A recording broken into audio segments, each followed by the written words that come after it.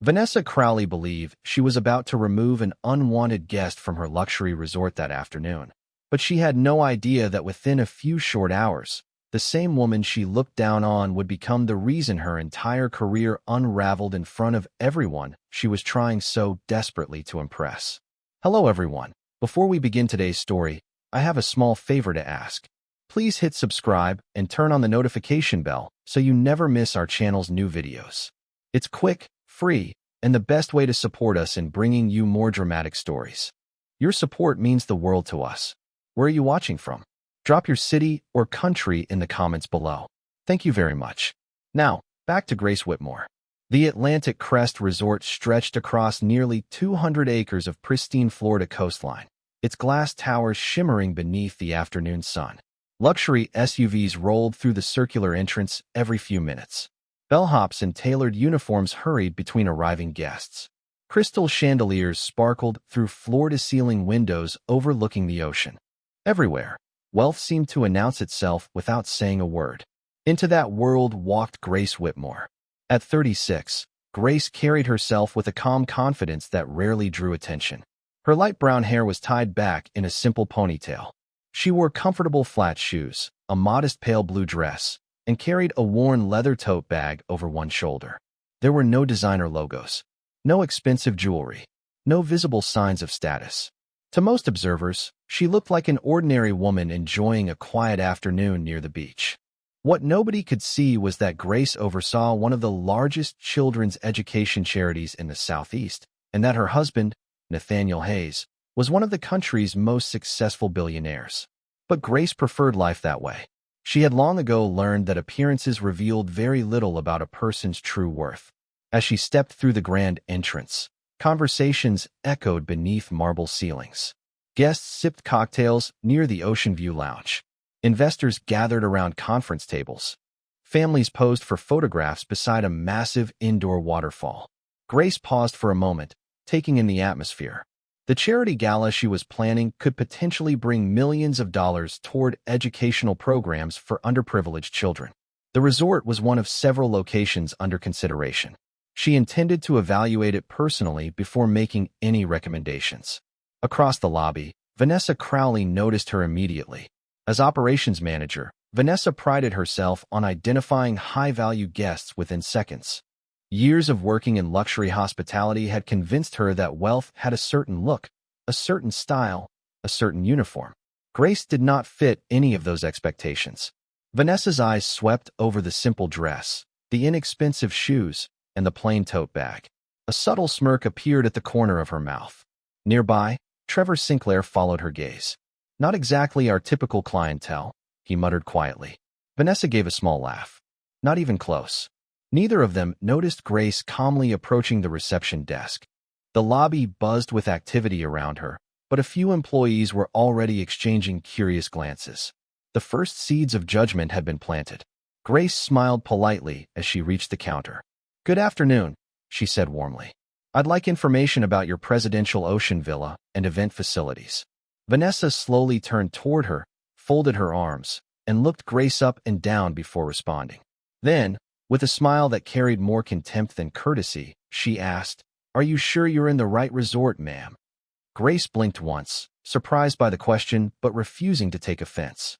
She had encountered people like Vanessa before, people who believed they could measure a person's worth in a single glance. Still wearing her calm smile, she adjusted the strap of her tote bag and replied politely, "Yes, I am.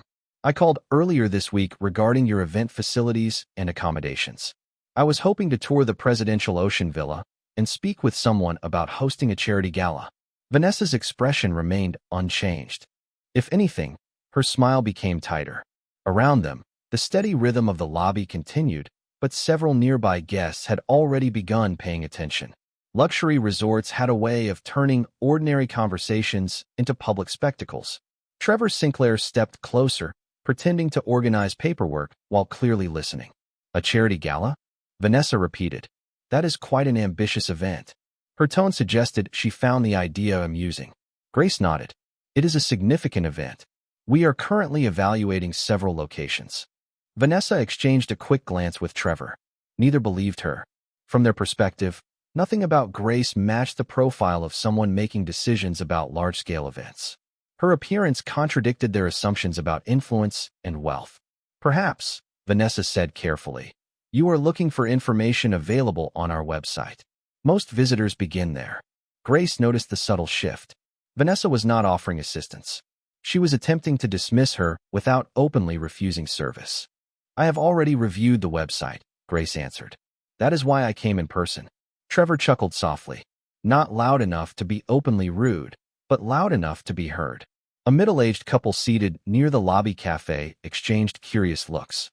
A businessman checking his phone glanced up briefly. The attention was growing. Standing behind a nearby concierge desk was a young employee named Emily Parker. 24 years old and only 6 months into her first hospitality job, Emily watched the exchange with growing discomfort. Grace had been nothing but respectful. Yet the way Vanessa was speaking to her felt increasingly unfair. Emily considered stepping forward, then immediately thought better of it. Vanessa controlled scheduling and promotions. Few employees challenged her authority. Grace remained composed.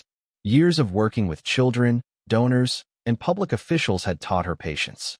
I would simply appreciate a tour, she said. If someone is available. Vanessa folded her arms. The presidential ocean villa is reserved for qualified guests and approved clients. The words landed heavily. Grace understood exactly what Vanessa was implying. Nearby conversations began fading as more people listened openly now. The businessman lowered his phone. A woman carrying shopping bags slowed her pace. Trevor smiled slightly. Those accommodations start at over $10,000 per night. Grace met his gaze. I am aware. Trevor's smile widened. Are you? A faint ripple of laughter emerged from 2 guests standing near the coffee bar. Emily looked down at her desk, embarrassed for Grace. The room seemed to be dividing itself. Some people were entertained. Others were uncomfortable. No one intervened. Grace took a slow breath. I am requesting the same information any visitor would receive. Vanessa's eyes narrowed. She had expected Grace to leave by now. Instead, the woman continued speaking with quiet confidence, and that confidence irritated her more than any argument could have. Very well, Vanessa said suddenly, her voice rising just enough for half the lobby to hear. If you are seriously interested in our premier accommodations, perhaps we should begin with a simple verification process. A hush settled across the marble lobby. Grace sensed trouble immediately. Trevor straightened beside Vanessa, eager to watch what happened next. Emily's stomach tightened. Vanessa leaned forward and smiled. Why do not you show us proof that you are actually in a position to reserve a property of that caliber? The question hung in the air like a challenge. For a brief moment, nobody spoke. The soft music flowing through the lobby suddenly seemed distant beneath the weight of dozens of curious eyes. Grace Whitmore remained calm, but even she could feel the shift. What had started as a simple request was becoming something else entirely. Vanessa Crowley had successfully transformed a routine conversation into a public examination. Trevor Sinclair crossed his arms, clearly enjoying the spectacle. Several guests had now stopped pretending not to watch. A group of conference attendees near the lounge turned their chairs slightly toward the reception desk. Even the concierge staff exchanged nervous glances. Grace carefully opened her leather tote and removed a folder containing documents related to the charity event. I am happy to discuss the event requirements, she said evenly. The organization I represent is evaluating several venues. Vanessa barely glanced at the folder. That was not what I asked. The sharpness in her voice caused another hush to settle across the marble lobby. Grace slowly closed the folder. She understood now. Nothing she presented would satisfy Vanessa because the problem was never about information. It was about appearance. Trevor stepped closer. Most people booking accommodations at that level do not need to explain themselves. A few guests smiled knowingly. One man quietly shook his head. The pressure was growing. Grace noticed Emily Parker watching from behind the concierge desk. The young employee looked increasingly uncomfortable, as if she wanted to say something but lacked the courage. Grace offered her a small, reassuring smile. Emily looked away almost immediately. Then something unexpected happened. As Grace adjusted the folder in her hands, a business card slipped free and landed on the polished marble floor. It slid several feet before stopping near a decorative planter. Emily instinctively stepped forward and picked it up. Her eyes widened for a fraction of a second before she quickly looked at the card again. Embossed in silver lettering were the words Hayes Global Ventures. Beneath that appeared a name recognized in financial circles across the country. Nathaniel Hayes. Emily's pulse quickened. Even she knew who Nathaniel Hayes was. The company appeared regularly in business magazines and national news. She looked toward Grace, then back at the card.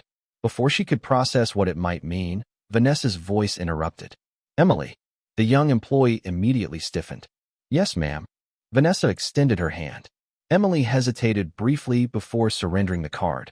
Vanessa glanced at it for less than a second and smirked. Then, without another look, she placed it on the counter. Interesting. Trevor leaned over. Very interesting. The sarcasm was impossible to miss. Vanessa folded her hands together. Do you know how many people come through this resort claiming connections to wealthy individuals? Several guests laughed softly. Grace remained silent. Vanessa continued. Business cards are easy to acquire. More smiles appeared throughout the lobby. Emily felt a knot forming in her stomach. Something about the situation felt wrong. Grace was not behaving like someone making things up. In fact, she had remained remarkably composed despite repeated insults. Yet every second that passed seemed to encourage Vanessa further. The operations manager had an audience now, and audiences often rewarded arrogance disguised as authority. Trevor glanced toward the growing crowd. Perhaps we should settle this once and for all. Vanessa's eyes brightened slightly. The idea appealed to her. Grace saw the look immediately. It was the look of someone who believed they had already won. The same look people wore when they confused confidence with correctness. You know what? Vanessa said loudly enough for nearly everyone in the lobby to hear. Let us remove all confusion. She reached toward the reception phone. The room became completely silent. Even the fountain seemed quieter. Emily's face turned pale. Grace stood motionless. Vanessa picked up the receiver and smiled coldly. I think it is time we involve resort security and ask a few questions in front of everyone. Vanessa held the phone receiver in her hand for several seconds, allowing the tension to spread through the lobby. The silence itself seemed calculated. Guests watched openly now. Employees pretended to work while listening to every word. Trevor Sinclair stood beside her with the confidence of someone certain the outcome had already been decided. Then Vanessa slowly placed the receiver back into its cradle.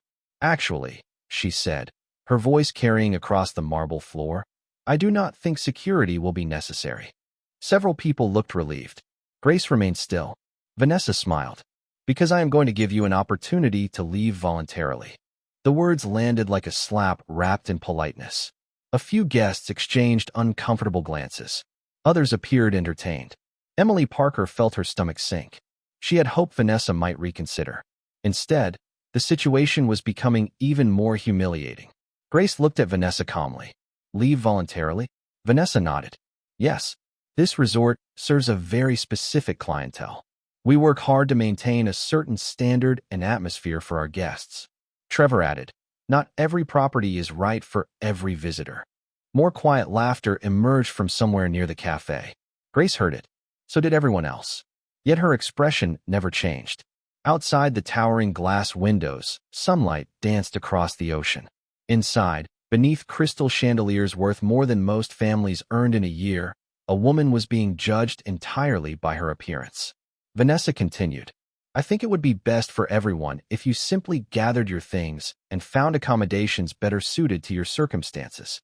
The room went silent. Even those who had been enjoying the spectacle seemed surprised by how direct she had become. Emily lowered her eyes. A businessman near the lounge frowned. An older woman seated near the fountain slowly shook her head. But nobody spoke. Nobody challenged Vanessa. Grace stood quietly for a moment. She could feel dozens of eyes fixed on her. She could feel the weight of assumptions pressing down from every direction. Yet she also knew something many people in that lobby did not. Character was easiest to reveal when circumstances were unfair. Anger would accomplish nothing. Pride would accomplish even less. Finally, she spoke. Her voice was soft, but every word carried clearly through the silent lobby. It is always disappointing when people decide who belongs before they decide who someone is. Nobody moved. Nobody interrupted. Grace continued. A building can be beautiful. A business can be successful. But neither means much if respect is reserved only for people who look important. Vanessa's smile disappeared. Trevor shifted uncomfortably.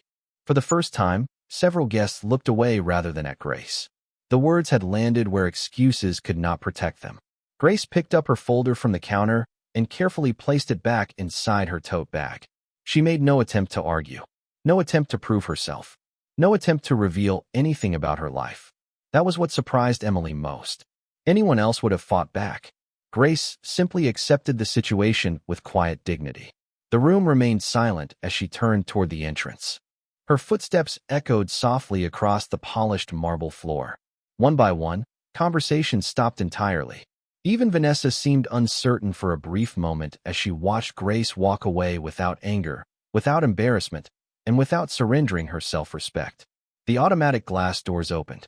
Warm ocean air drifted inside. Grace stepped outside onto the stone driveway overlooking the coastline and paused near a row of palm trees. She gazed toward the distant water, standing alone beneath the afternoon sun while luxury vehicles arrived and departed around her. Inside the lobby, Emily stared through the glass, unable to shake the feeling that everyone had just made a terrible mistake.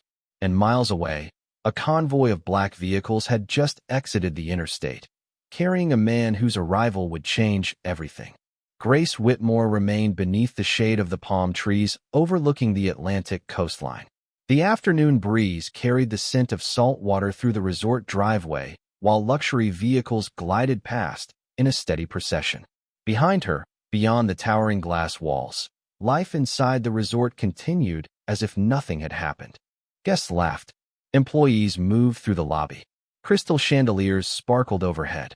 Yet for Grace, the moment carried a weight far greater than a simple insult. She lowered her gaze toward the folder still tucked inside her worn leather tote. Months of preparation rested inside those documents. The gala she was organizing was not merely another charity event. It represented something deeply personal. 5 years earlier, Grace had stood beside a hospital bed holding the hand of a frightened 10-year-old girl named Madison. The child had been brilliant, kind, and determined to become a teacher one day. But her family could not afford the educational support she needed during a difficult illness. Grace never forgot the promise she made that evening. She promised that as long as she had the ability to help, no child should lose opportunities simply because of circumstances beyond their control. That promise eventually became a foundation that changed thousands of young lives. Today's visit was supposed to help fund the next chapter of that mission. The gala could generate millions of dollars in scholarships, tutoring programs, and educational resources. That was why Grace had come personally instead of sending representatives. She believed important decisions deserved personal attention, not because she doubted others, but because she cared too much to delegate everything. A soft voice interrupted her thoughts. "Ma'am." Grace turned. Emily Parker stood several feet away, nervously clutching her employee identification badge. The young concierge looked as though she had debated coming outside for several minutes. "I hope I am not bothering you," Emily said quietly. "You are not," Grace replied with a gentle smile. Emily hesitated. "I just wanted to say, I am sorry." Grace studied her expression. The apology was genuine. "You have nothing to apologize for." Emily looked back toward the resort entrance. Maybe not personally, but what happened in there was not right. Grace nodded slowly. "No, it was not." Emily lowered her eyes. "I should have said something." Grace's smile widened slightly. "Sometimes people think courage means speaking at exactly the right moment." Emily looked up. "It does not." "Not always," Grace answered. "Sometimes courage begins when you recognize what is right and promise yourself you will do better next time." The words seemed to ease something inside the young employee. For a moment, they stood together in comfortable silence. Emily noticed that despite everything, Grace showed no bitterness, no anger, no desire for revenge, only quiet strength. "You are a remarkable person," Emily said softly. Grace shook her head. "No, I am simply someone who tries to remember that every person deserves respect before they earn it." Emily smiled for the first time all afternoon. Then her expression suddenly changed. She looked toward the entrance road. Grace followed her gaze. At first it was only a distant sound, a low mechanical hum carried by the coastal wind. Then came another, and another. Several heads turned throughout the driveway. Valets straightened instinctively. Security personnel near the entrance exchanged curious looks. The sound grew louder. Powerful engines. Multiple vehicles moving together. A black convoy appeared at the far end of the private entrance road, sunlight reflecting across polished paint and tinted glass. One by one, the vehicles approached the resort gates with quiet precision. Something in the atmosphere shifted instantly. Conversations paused. Employees became alert. Even inside the lobby, faces began turning toward the windows. Grace remained still, but a faint smile touched her lips as the lead vehicle slowly rolled into the circular driveway and came to a stop directly in front of the resort. Nathaniel Hayes stepped out of the lead vehicle with the kind of quiet presence that never needed an introduction. He was dressed in a charcoal suit without a single unnecessary detail, his expression calm, his posture relaxed. Yet the reaction around him was immediate. A valet who had been chatting moments earlier straightened instantly. Two security officers exchanged startled looks. Near the entrance, several employees recognized him before they could stop themselves. One whispered his name. Another froze completely. Inside the lobby, the change spread like a ripple across still water. Conversations faded. Phones lowered. Faces turned toward the entrance. Trevor Sinclair frowned as he noticed the sudden shift. He followed the direction of everyone's attention and felt his confidence weaken. Even he recognized Nathaniel Hayes. Few people in business did not. His company had invested billions into technology, education, healthcare, and infrastructure projects across the country. More importantly, he rarely appeared anywhere without a purpose. Vanessa Crowley emerged from behind the reception desk after hearing the commotion. At first, she looked irritated by the distraction. Then she saw who had arrived. The color drained from her face. Her professional smile returned instantly, but it appeared strained now.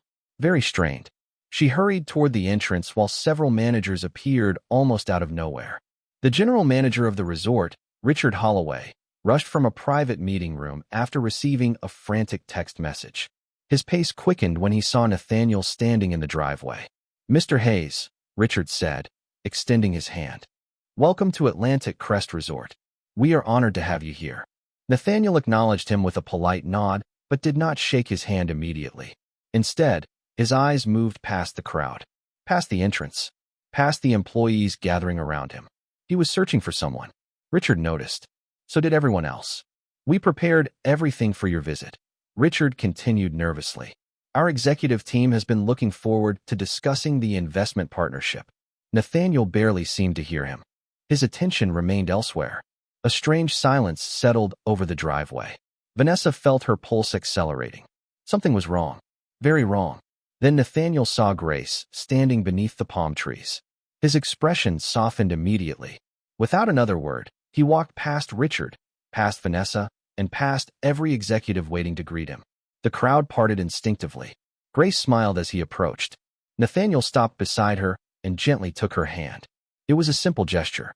Nothing dramatic. Nothing theatrical. Yet the effect was devastating. Every assumption made that afternoon shattered at once. Emily Parker covered her mouth. Trevor stared in disbelief. Vanessa looked as though the ground had disappeared beneath her feet. Nathaniel glanced briefly toward the resort entrance. He noticed the tension. He noticed the uncomfortable expressions.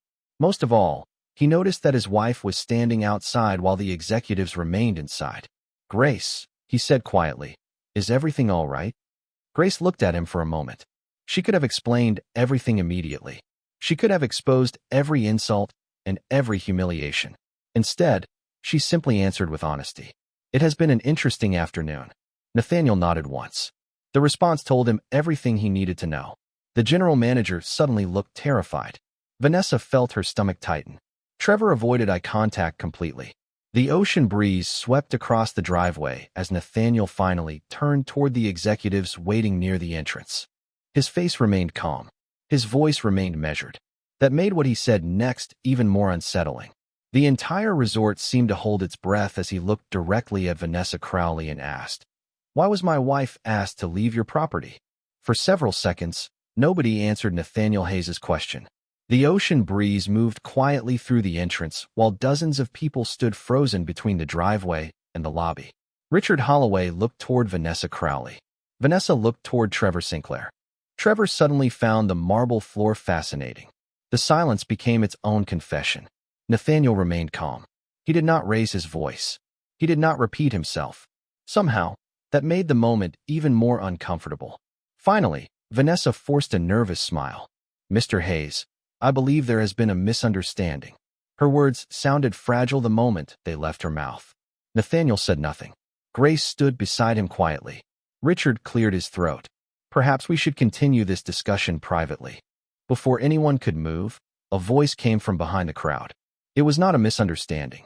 Every head turned. Emily Parker stepped forward. Her hands trembled slightly, but her voice remained steady. Vanessa's eyes widened. Richard looked horrified. Emily swallowed hard and continued.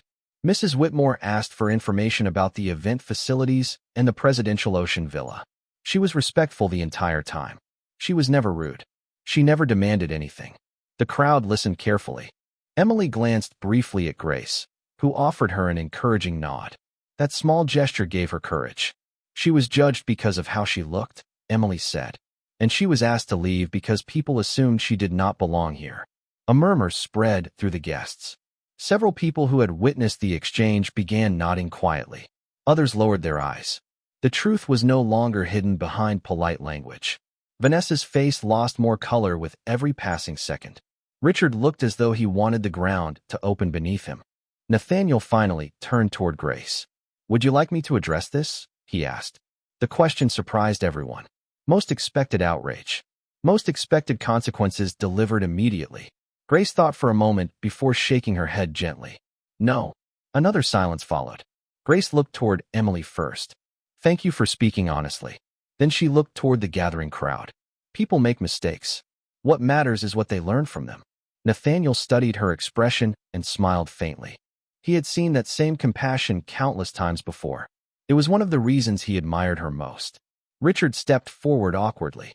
Mrs. Whitmore, I sincerely apologize. Grace nodded politely, but did not respond. Then Richard's eyes widened as a realization finally connected pieces he had completely missed. The charity gala.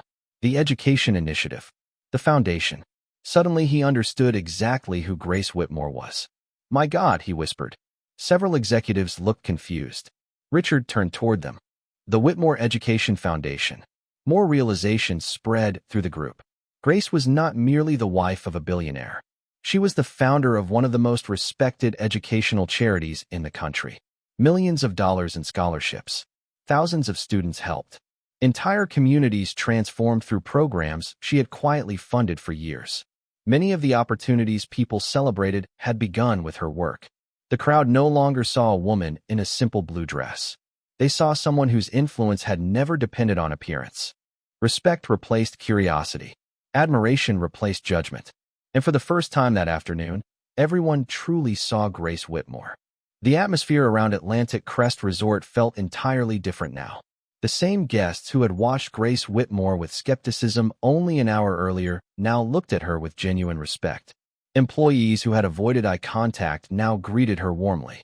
The transformation was not driven by wealth or status alone. It was driven by the realization that they had witnessed character under pressure, and character had won. Richard Holloway stood before Grace with visible regret. Mrs. Whitmore, there is no excuse for what happened today, he said sincerely. As general manager, the responsibility ultimately belongs to me. Grace appreciated the honesty. Many leaders looked for someone else to blame when things went wrong. Richard was doing the opposite. Nathaniel remained beside her, silent but attentive. He knew Grace preferred solutions over punishment. What happens next matters more than what already happened, Grace replied. Richard nodded immediately. Then I would like your advice. Several executives exchanged surprised looks. They had expected demands. They had expected consequences. Instead, they were witnessing collaboration. Grace glanced toward Emily Parker. The young concierge still looked overwhelmed by everything unfolding around her. Start by rewarding honesty, Grace said. Employees should never feel afraid to do the right thing. Richard followed her gaze. Understanding appeared instantly. Emily Parker, he said. Emily straightened nervously. Yes, sir. You demonstrated integrity today when it would have been easier to stay silent. Emily looked stunned. Richard smiled for the first time all afternoon. Effective immediately, I would like to begin training you for a leadership position within guest relations. Emily's eyes filled with emotion. Several employees quietly applauded. Grace smiled warmly. That felt right. Real change always began with encouraging the people who chose courage over convenience. Then Grace turned her attention toward a larger issue. One employee is not the system, she said gently. The system creates the culture. The executives listened carefully. Grace proposed a series of hospitality training initiatives focused on respect, inclusion, and professional conduct. Not because Atlantic Crest was uniquely flawed, but because every organization benefited from remembering why service existed in the first place. Nathaniel offered support through one of his corporate leadership programs. Richard immediately agreed to implement the recommendations. What began as an uncomfortable afternoon slowly transformed into an opportunity for meaningful improvement. Throughout the conversation, Vanessa Crowley remained unusually quiet. The confidence that had carried her through the day was gone. She stood near the entrance, listening as people discussed respect, leadership, and dignity. For the first time, nobody seemed interested in impressing her. Nobody looked toward her for approval. Eventually, Richard approached her privately. Their conversation was brief, professional, respectful. When it ended, Vanessa understood that she would be removed from her management role pending a formal review and additional training. The decision was not cruel. It was not public humiliation. It was accountability. Nothing more. Nothing less. Surprisingly, Grace did not celebrate. She simply nodded. Vanessa noticed that. She noticed many things now. She noticed that the woman she had judged never insulted her in return. She noticed that the woman she tried to remove from the property had spent the afternoon creating opportunities for other people. She noticed that true influence looked very different from the version she had spent years chasing. As the sun began lowering over the Atlantic Ocean, guests slowly returned to their activities. Conversations resumed. The tension dissolved. Yet Vanessa remained standing near the lobby windows, watching Grace speak kindly with employees she had met only hours earlier. And at that moment, she finally understood the lesson hidden beneath the entire day. The greatest mistake she had made was not misjudging a wealthy woman. It was forgetting that every person deserves respect before their value becomes visible. As evening settled over Atlantic Crest Resort, the golden light of sunset stretched across the ocean like a ribbon of liquid amber. The events of the afternoon already felt distant, yet their impact remained everywhere. Employees greeted guests with renewed attentiveness. Managers moved through the property with greater humility. Even the atmosphere seemed lighter, as though something important had been corrected. Grace Whitmore stood on a terrace overlooking the water, watching the waves roll gently toward the shore. Beside her stood Nathaniel Hayes, his hand resting comfortably in hers. For a few quiet moments, neither spoke. They simply enjoyed the view. After a day filled with judgment, assumptions, and revelations, the simplicity of that moment felt more valuable than any luxury the resort could offer. A short distance away, Richard Holloway approached with Emily Parker. The young employee still looked slightly overwhelmed by everything that had happened. Richard smiled warmly. "I wanted to share some news personally," he said. Emily looked at Grace. "The leadership program begins next month." Grace's face brightened. "Congratulations." Emily shook her head in disbelief. "I still cannot believe it." "Believe it," Grace replied gently. "Opportunities often arrive disguised as difficult days." Emily laughed softly. It was a sentence she knew she would remember for the rest of her life. Before Richard and Emily departed, another figure approached slowly. Vanessa Crowley. The former confidence that had once defined her was gone. In its place stood something far more difficult and far more valuable. Honesty. She stopped several feet away from Grace and Nathaniel. For a moment, she seemed unsure how to begin. Then she took a breath. "Mrs. Whitmore," she said quietly, "I owe you an apology." The terrace grew still. Vanessa continued. "I judged you before I knew you. I assumed things that were not true. I treated you unfairly. And the worst part is that I believed I was being professional when I was actually being arrogant." Grace listened without interruption. There were no excuses in Vanessa's words. No attempts to shift blame. Only accountability. "I am sorry," Vanessa said sincerely. "Not because of who you are. Not because of your influence. But because I failed to treat another human being with the respect they deserved." Grace smiled softly.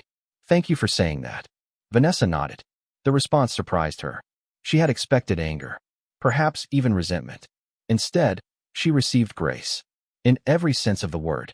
"I have a lot to learn," Vanessa admitted. We all do, Grace replied. Vanessa gave a small smile before quietly stepping away. It was not a dramatic ending. There was no public humiliation, no revenge, only a lesson honestly learned. As darkness slowly settled across the coastline, the final piece of good news arrived. After reviewing several locations, the Whitmore Education Foundation officially selected Atlantic Crest Resort as the host venue for its upcoming gala. Not because of its architecture, not because of its luxury, but because its leadership had shown a willingness to grow. Thousands of children would benefit from the scholarships and programs funded there. The promise Grace made years ago beside a hospital bed would continue reaching lives she would never personally meet. The ocean breeze moved gently through the evening air as lights began illuminating the property one by one. Guests gathered for dinner. Employees continued their work. Life moved forward. Yet everyone who witnessed that day carried something valuable with them. They remembered a woman in a simple blue dress. They remembered how easily appearances can deceive. And they remembered the quiet strength of someone who chose dignity over pride, compassion over revenge, and character over status. And that night, everyone remembered that dignity does not need wealth to be recognized. It only needs someone humble enough to see it.